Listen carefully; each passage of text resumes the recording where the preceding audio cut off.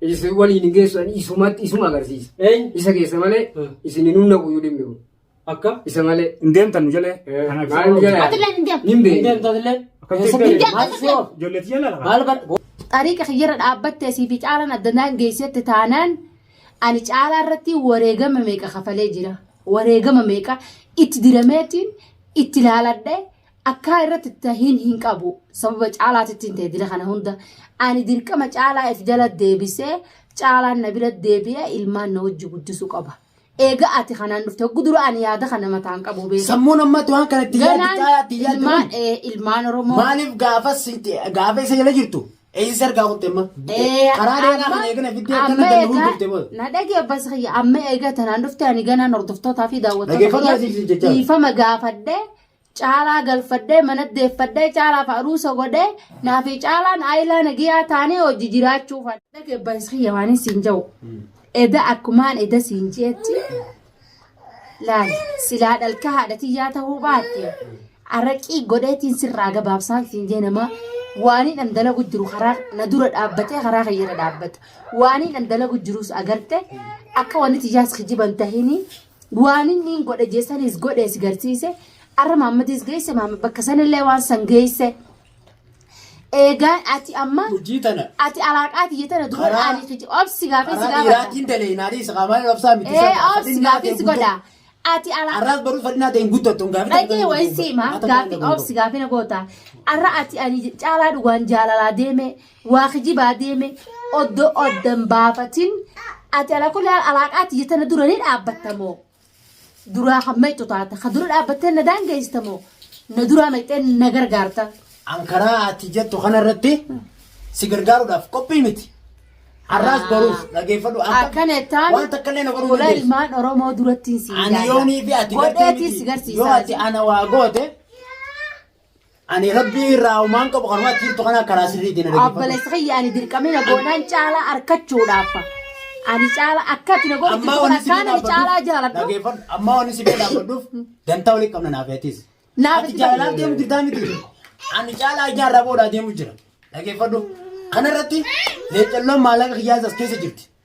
Kuniin akkas biraa deddeebi'uuf malee si deebi'een. Asirratti mee Afarsaa keetti kun. na dhageeffadhu mee. Dhagoo jirtaa miti. Leecalloo maallaqa kiyyaa ijaan caalaa irraa qabuufin isin cinaa dhaabbatu jira malee ani zulmii isin yaatan tanarratti isin hin gargaaruudha dhageeffadhu. Awwaata Dantaa akkasiidha. walii qabna. jaalattee hin gargaartu akkanatti na jala deemtaan obboleessa kiyya ani dirqamni na godhe atiin waaniin an jaaladha dura caalaa jaalalaaf akkana jee waa kijibaa caalaa dammaruu akkana jee odoo hin beeyne asii tabiraatiif na shaqqalu jirta. Takkallee butanii shaqqaluu qabuun. Tiyya kana maal dhagee? Gafarsa waan beeku qabdu. Achi asii dhiiftee waan siin jechuu barbaade jechuu. Shakkii biroollee of keessaa qabaatu taate. Ayya duree teessee dura hin dhaabbatinii waan siin jedhuufan. Har'aan jara san wajjin akka olola jirru waan irra jirru inni beektamu hin beektu. Kallattiin mana isaanii of seeneeti bahee jechuudha. Maal sitti argisiisa kun? Humna wanni kun qabu. Dawaa kana agarteemi? Haga humna dawaan kun qabu sitti agarsiisa. Kanaafuu dura hin dhaabbatinii siin jechuu barbaadeeta asirratti. Akka laa hordoftoonni keenya dhaga'utti. Dura hin dhaabbatin. Kanarratti ati siitu miidhamu ta'a. Ati kakara kiyya hin jirre kara dhugaa. Kakara isii jiru kara cubbuudha. Dhageeffadhu.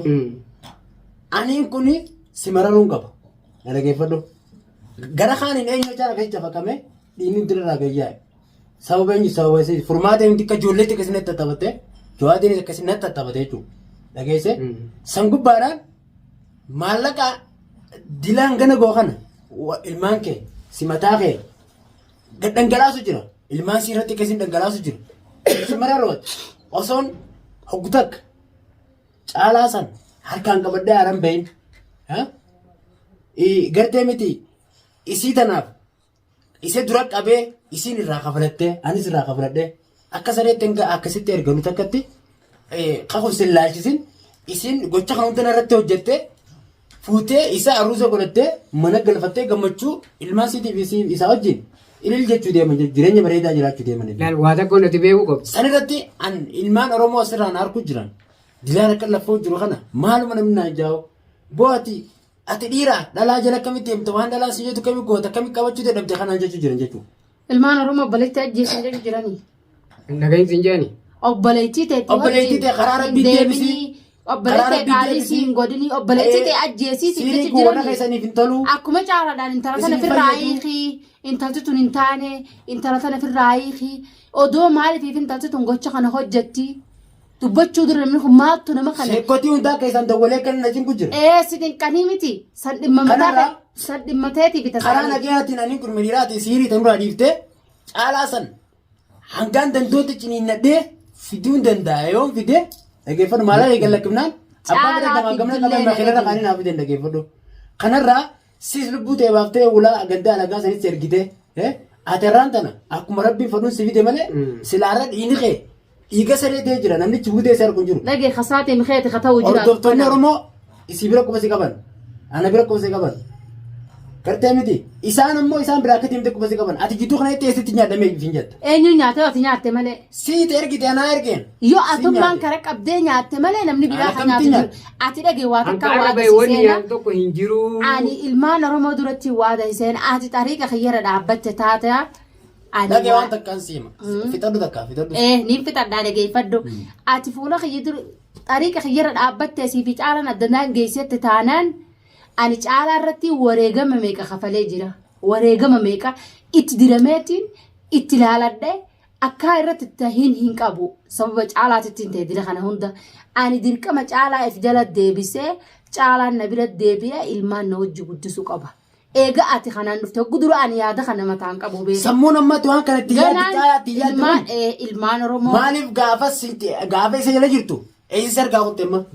Karaa dheeraa kana eegana fiddee akkana galuu turte booda. Na dhagee abbas kiyya amma eega tanaan dhufte ani ganaan hordoftootaa fi Dhaggeeffadhaa siif jechaa. dhiifama gaafadhee caalaa galfadhee mana deeffadhee caalaa fa'aruusa godhee naafi caalaan aayilaa nagiyaa taanee hojii jiraachuu fadhaa. Boo Orofa nyaadhuuti isiin maal jechi jirti. Ana laal waa isin jetturraa dhageeffadhu. Isii hojii natti hin Yaadni dubbatin. kiyya hosi beeksisin taane. Naatee jira. Fokkota akka dukana. Nyaatee jira. Naatee jira. Yaadni kun maal siite yoo jette isa Maaliif adda nudaan geessoo feetaa Jaartii maatii ati waan obsi waan ani irra qabsaa isin jirra qabsooyta malee ani ka caala irra qabsooytuu fi mi baratin. Si anu galte? jaalarratti qabsaa'uun barbaadu. Aywa. Akka Argiteen rabbiin dhageeffadhu. Addunyaa irratti waan feetan hojjedhaa jeesiniif hin ta'a. Siif ta'u jira addunyaa irratti kafalee siif ta'u jira. Dhageeffadhu. Garuu immoo karaa boruu saniin maal yaaddeeti? Haadha abbootiin teenya achiraa salphataa jiran. Wanni kun nuufama waan kana jalaa Ani gani. waan malee ilma namaatiif gocha kana hunda na Warra keenya bira hojjechiisee guddee ilma warra namaa mucaa kana kanaa faallee faalee. ilma namaa ka alamaa kanarra taa'ee koomantiidhaan na arrabsu taate ka koomantiidhaan tana falfaltuu jeen arrabsu guyyaa takka namni as garagalee intalti tun maaliif waan akkanaa tana dalaydee maaltu isii dirqama kan maaliitiif intala tana kana dalaysiisee jee namni gaafii na godhan jiru hundi isaanii na arrabsu malee amma immoo na arrabsitanii dhiiftanii galatooma arrabaan naa dhuftanii na jaalattanii na jibbitanii ani isiniin jaaladha galatooma eega obboleessi kiyya kan shartii tana naa dhufu taate ani dirqama shartii obboleessi kiyyaa guutuuf hin qaba guutee fi caala deebi'ee caalaa hojii jiraadhe caalaa obboleessi kiyya garsiisuun qaba ifi warra akkasitti caalaa intala tana firraa hiiki intala tanarraa maaliif hin fagaanne jedhu sun guutuu isaanii dalageetiin garsiisuu jiraadha hammaas fiidiyoo tanatti aanturratti na eegi. Atis fuula ilmaan Oromoo duratti siin jira obboleessa kiyya. Waadachiin siin gaccittee waasamiin siin ol cittee Dhageeffadhu. hogguus laalla. Gaafa gartee paawara kanan harkatisan. Gaafa gartee humna siirii guddoo tanan harkatisan. Lafa jalatti anfirraan danda'a. Ati siin cunkumaa raabdarra taa'amtee fi narraa maan hin jin.